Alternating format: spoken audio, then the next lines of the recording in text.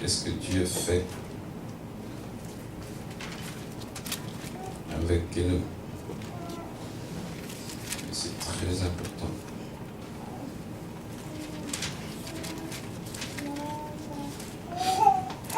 Exode 28, à partir du 40e verset.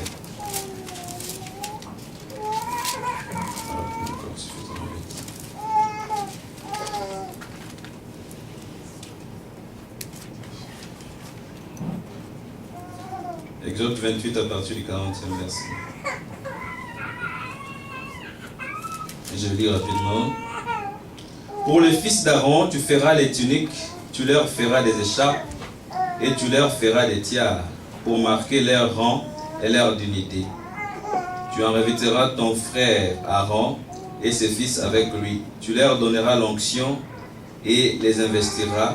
Tu leur sacrifieras et ils exerceront pour moi les sacerdoces. Au 40e verset, il dit, fais-leur des caleçons de lin. Je ne sais pas chez vous si ça dit quoi. Il y a une autre version. C'est la même chose, les caleçons. Oui. Oui. Pardon? C'est pareil, je dis ou pas. Chez vous, ça dit quoi? C'est pareil? Oui. Ah, d'accord.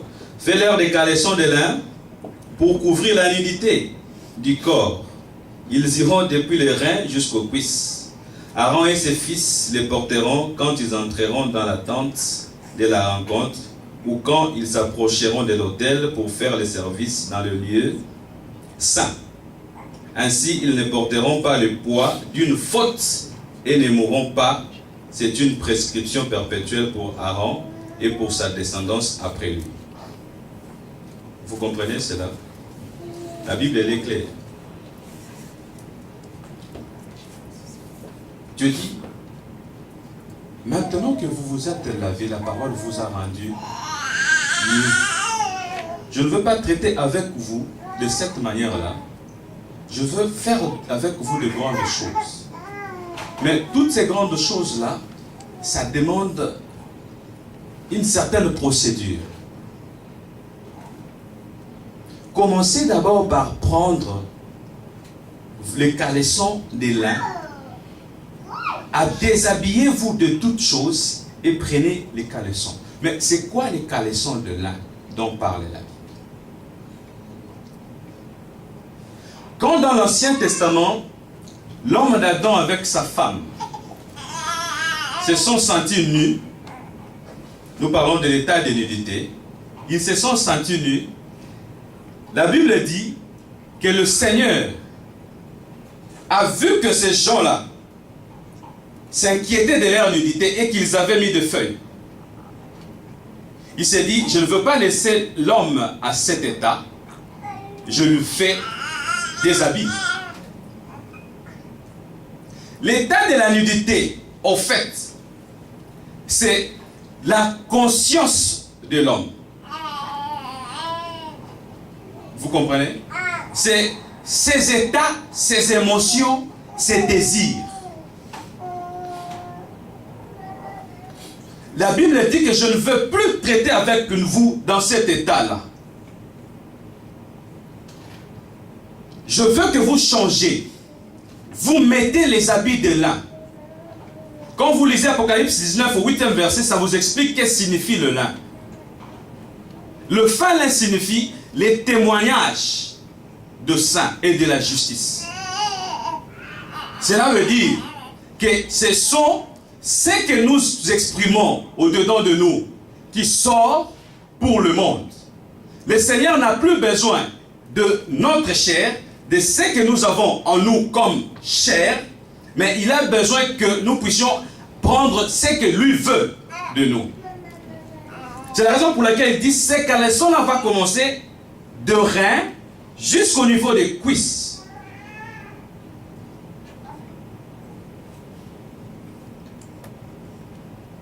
Est-ce que quelqu'un m'a saisi? Ou bien je peux me répéter? Je vois qu'on me regarde, j'ai même peur. Oui, j'ai même peur. Si on n'a pas compris, je peux changer la formulation. N'est-ce pas? D'accord. Lisons Zacharie 3, au premier verset. On va comprendre facilement. Du premier verset. Comment d'avancer ça? On peut lire.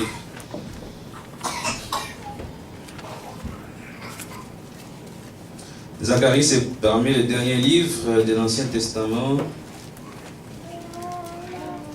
Ça va nous permettre de comprendre directement c'est quoi les habits, pourquoi on nous demande de faire ça. À partir du premier verset, quelqu'un y est déjà? C'est 3, premier verset. Oui. Il me fit voir Josué, le souverain sacrificateur, Oui. debout devant l'ange de l'Éternel, et Satan qui se tenait à sa droite pour l'accuser. L'Éternel dit à Satan, que l'Éternel te réprime. Satan, que l'Éternel te réprime, lui qui a choisi Jérusalem. N'est-ce pas là un tison arraché du feu? Or Josué était couvert de vêtements sales et se tenait debout devant l'ange.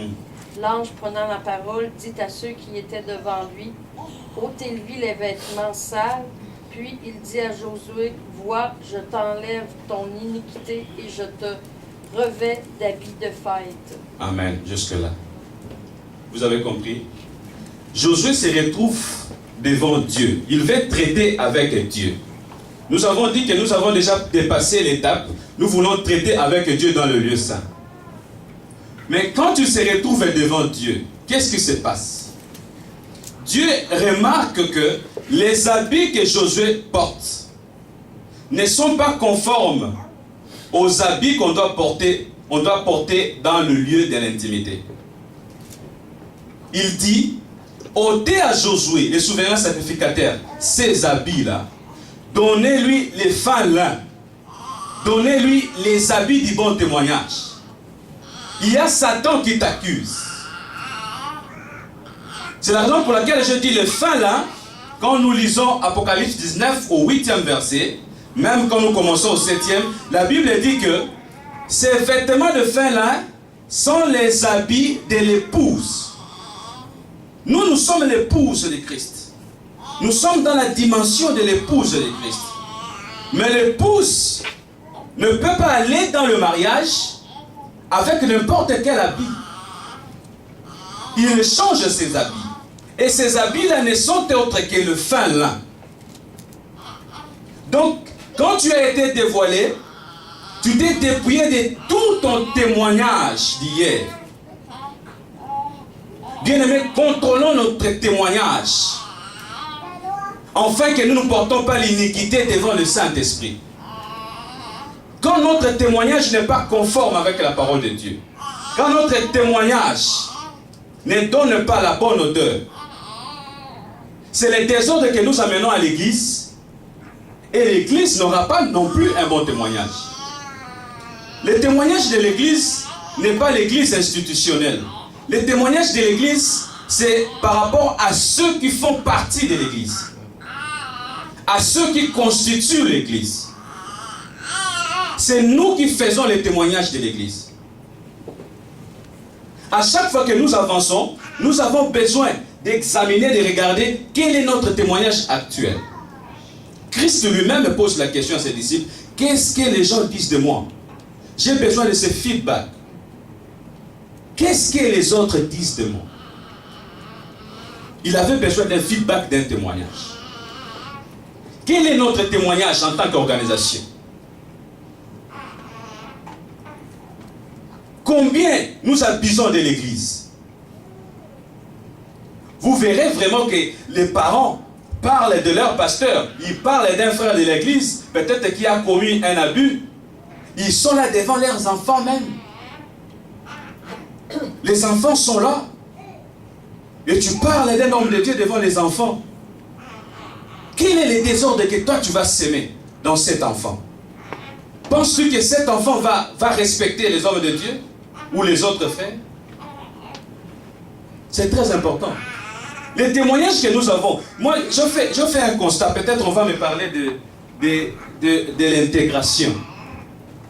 Oui, j'ai besoin de m'intégrer aussi. Mais je veux m'intégrer pas comme tout le monde quand même.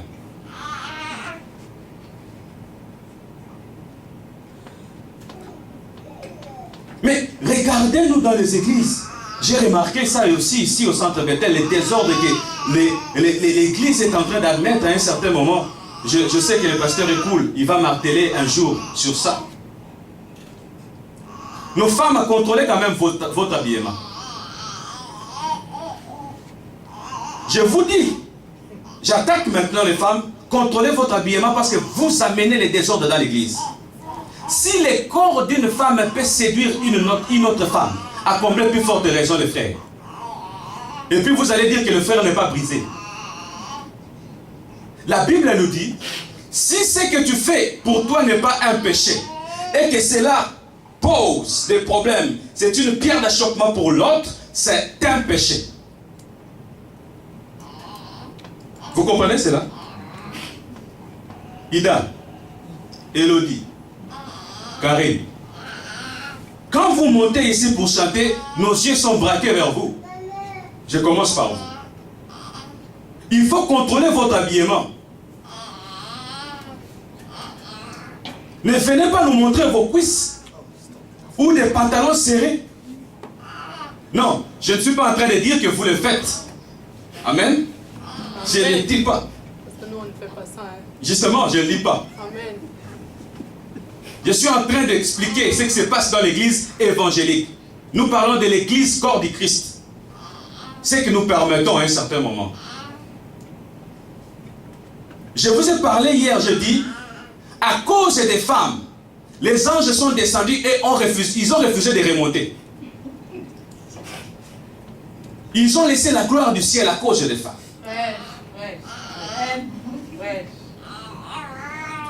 Vous devriez quand même retenir notre foi à un certain moment. Et l'intégration, je vous ai parlé, l'intégration dont vous voulez, ça vient de l'Occident. Vous copiez l'Occident. Et je vous ai parlé que nous là, en tant qu'enfants de Dieu, notre cœur se positionne à l'Orient. Et l'Occident qui amène l'intégration ne voit que le soleil couchant. Si nous voulons l'intégration, mais il faut aussi accepter les bisexuels. Il faut aussi accepter d'être gay. C'est aussi l'intégration. Regardez combien vous amenez les désordres. Le frère ne dira pas. Le frère ne le dira pas. Il laisse là seulement. Oh, rakadash. Oh. Il parle en langue parce qu'il a vu des choses pas bien. C'est un désordre que tu as amené dans le cœur et dans l'église. C'est pas du tout sérieux. Les témoignages, nous en avons besoin. Les témoignages peuvent partir de notre habillement seulement. N'est-ce pas, Paul nous apprend à s'habiller, à nous habiller décemment. Vous vous imaginez vraiment, je me pointe ici, moi aussi avec mon bras cassé et mon cycliste, je suis là. Qu'est-ce que vous allez dire de moi? C'est aussi un habillement, les cyclistes c'est aussi un habillement. Pourquoi quand vous devez mettre votre collant, vous ne le mettez pas avec quelque chose de plus long?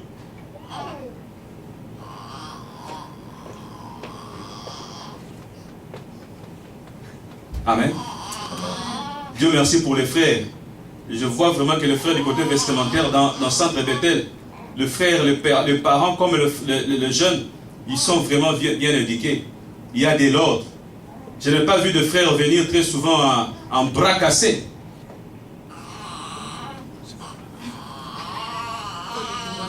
On était avec... Non, je n'ai pas vu de frères venir à bras cassés, c'est... C'est quoi le bras cassé? Sans manche. Toi, tu comprends le bras cassé, je te dis comment. Sans manche. Sans manche. Sans manche. Sans manche. Vous voyez en Afrique, là déjà, l'eau pour se laver, c'était un problème. Mais le frère vous vient avec le bras cassé, il y a la sueur. Mais quel désordre dans l'église! Quel désordre dans l'église! L'église a besoin de ce témoignage et de cet ordre. Vous comprenez? C'est très nécessaire. L'ordre dans l'église, c'est la manière de vivre avec Dieu. L'ordre dans l'église, c'est la manière de vivre avec les autres. Je me suis plaint en moi-même, mais je dois le dire quand même aujourd'hui. Dieu merci, le jour que je voulais le dire, le frère Landry est là. À moins que je m'habille, ça fait 2 ou 3 dimanches, il ne participe pas au culte. Il le participe autrement avec les jeunes. Ou avec les enfants. Est-ce qu'il n'y a pas une sœur? Il n'y a pas une sœur dévouée qui peut prendre en charge cela. Et nous laisser le papa suivre la prédication.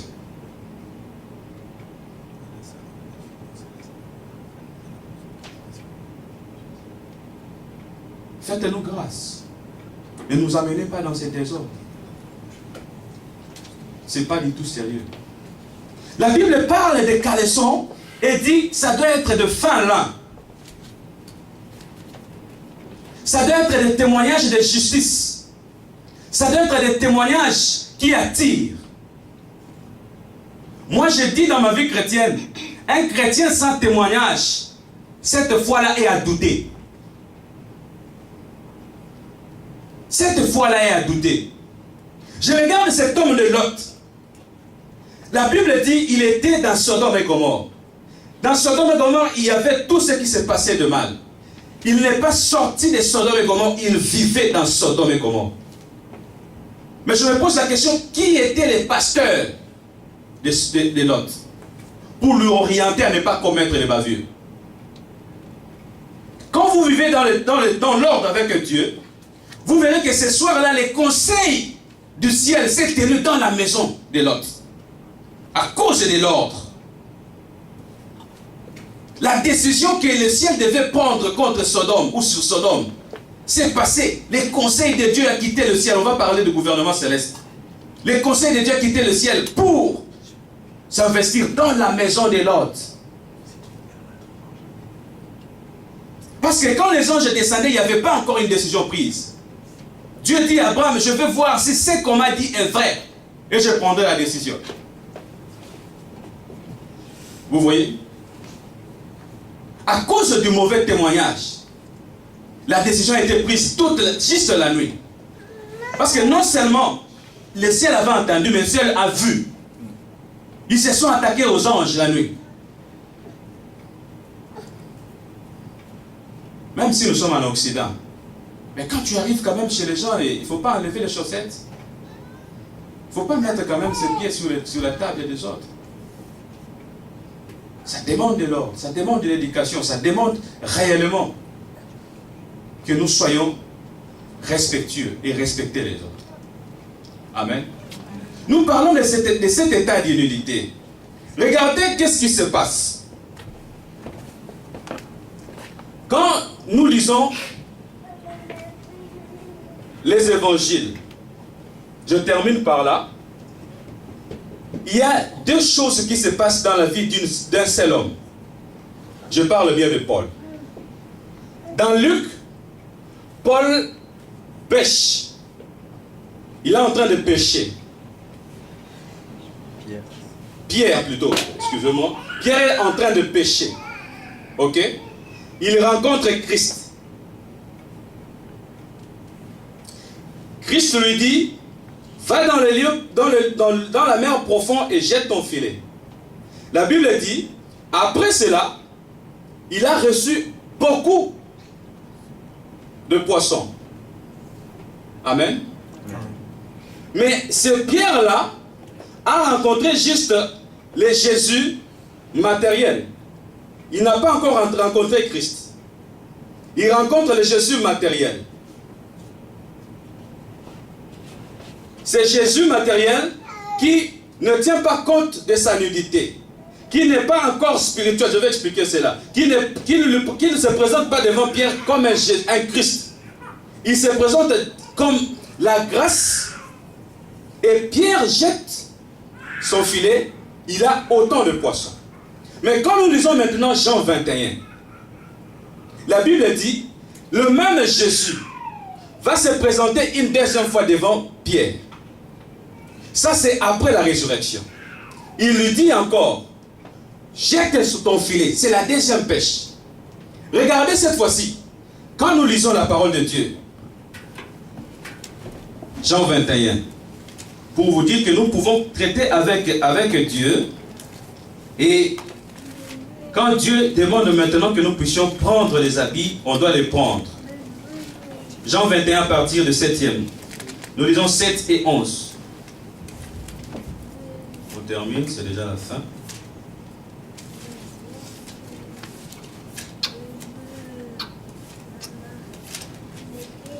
Je lis le 7e verset.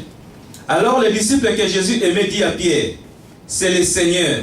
Et dès que Simon-Pierre eut entendu que c'était le Seigneur, il mit son vêtement, car il était nu, et se jeta dans la mer. Les autres disciples vinrent avec la barque, entraînant le filet plein de poissons, car il n'était éloigné de la terre, que d'environ 200 coudées. Au 11e verset, il dit ceci. Simon-Pierre montant dans la barque et tira à terre le filet plein de 153 gros poissons, et qu'il n'y eut tant de filets ne se déchira pas. Amen. Amen. La Bible dit maintenant, ici, Simon-Pierre rencontre le Jésus ressuscité. Il rencontre le Christ pour une seconde pêche. Quand il a rencontré le Christ, Jésus, matériel non ressuscité, il ne s'est pas rendu compte, parce que le pécheur pêche toujours comme ça, avec de petites culottes. On détermine ça comme la nudité. Quand il a rencontré Christ dans le parvis, avant d'entrer avec le Christ dans le lieu saint, il ne s'est pas rendu compte qu'il était nu. Et malgré qu'il ne s'est pas rendu compte, il pouvait toujours avoir des poissons. Mais quand nous venons dans Jean 21, la Bible dit, il s'est rendu compte qu'il était nu. Cette fois-là, il traite avec le Christ spirituel, le Christ du lieu saint, le Christ ressuscité, un homme spirituel qui lui dit que tu es nu. Je ne peux pas traiter avec toi ainsi. Il va sauter pour prendre ses vêtements.